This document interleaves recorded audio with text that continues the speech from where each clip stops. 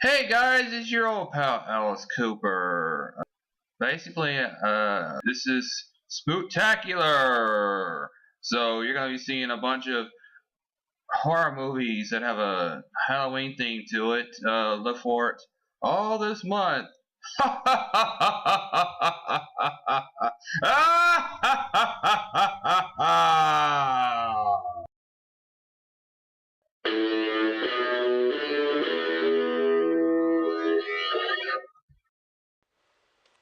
Friday the 13th, Part 7 The New Blood.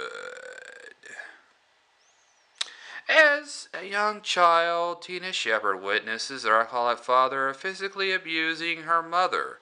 The emotional trauma unlocks Tina's previously latent telekinetic powers, which result in the father's death at the bottom of the Camp Crystal Lake. Well, it's actually just Crystal Lake. 10 years later, Tina, now a teenager, is still struggling with the guilt surrounding the death of her father. Tina's mother, Amanda, takes her to the same lakeside residence so that the powers can be studied and unknowingly exploited by her psychiatrist, Dr. Cruz. Dr. Cruz begins a series of experiments, verbal assaults designed to agitate Tina's mental state, forcing her powers to become more pronounced. After a particularly upsetting session with Dr. Cruz, Tina runs into the cabin into the dock, thinking about her father's death. While thinking about him, she wishes he would come back. Instead, Tina's psychic powers breaks the chain around the neck of Jason Voorhees, the undead Crystal Lake serial killer. Tina's torment from her powers is increased as Jason emerges from the lake and his reign of terror descends on the area once again. Next door to the Shepherd residence is a group of teens who are throwing a birthday party for their friend Michael. Preppy Russell and his girlfriend Sandra, Ben and the girlfriend Kate, science fiction writer Eddie, stoner David, perky Robin, shy Maddie, and snobby socialite Melissa. You know, the slut, what can I tell you? Michael's cousin Nick, who arrived just for the party, takes a liking to Tina, much to the jealousy of Melissa, who bullies Tina. Tina tells Nick about Jason and has a vision of Jason murdering Michael. Meanwhile, Jason kills Michael in real life along with Jane and her later kills another couple camping in the woods.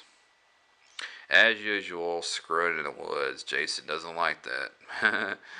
While Jason goes off to find her mother and Nick goes with her, Jason proceeds to kill the other teens. Russell is killed with a hatchet to the face.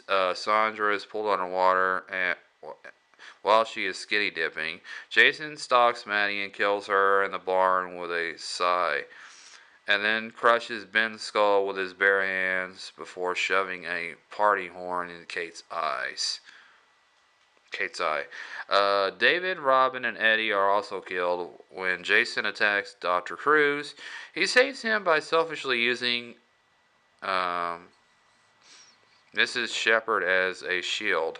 While Jason kills her instead, Cruz and Tina meet up again, and Cruz tries to lie and tell Tina that her mother is fine before Jason finds and kills him. Tina finds her mother's dead body shortly afterwards and uses her powers to electrocute Jason, 1.21 gigawatts. What can I tell you? You don't do that because that just makes Jason stronger, and crash the house down on him. And tells Nick and Melissa what happened, but Melissa thinks she is crazy and goes to leave the house, only for Jason to return and kill her with an axe to her head. Duh. Nick tries to fight off Jason, but is subdued.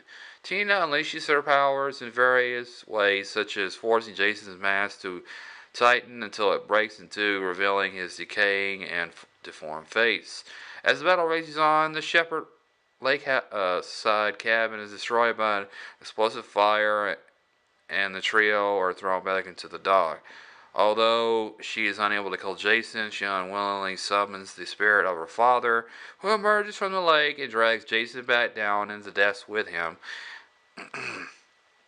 chaining the killer once more. The next morning, Tina and Nick are taken away in the ambulance and the screen fades to black while Jason whispers can be heard from far away. So, what can I tell you about this particular movie?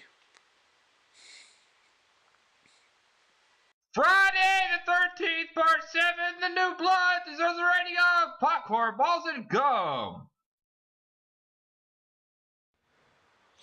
This is not a very complex story. They pretty much wrap us up as because they were working on Freddy versus Jason evidently, and it was in development hell at this point, so they had to put in something in its place until that movie was ready to go, and quite some time later, that movie was finally released. But So this is an enjoyable movie for Halloween. I recommend it. Go ahead and pick it up. It's worth your time. I think you could actually find it on television um, sometime around Halloween. Good place to find that. I think you can find it on Blu-ray for like $8. Not hard to find actually. Um, so anyway, go ahead and hit subscribe. Share and like, of course. Hit thumbs up to support the channel. Watch some more videos. Leave a comment below. Thank you for watching, and I'll see you next time.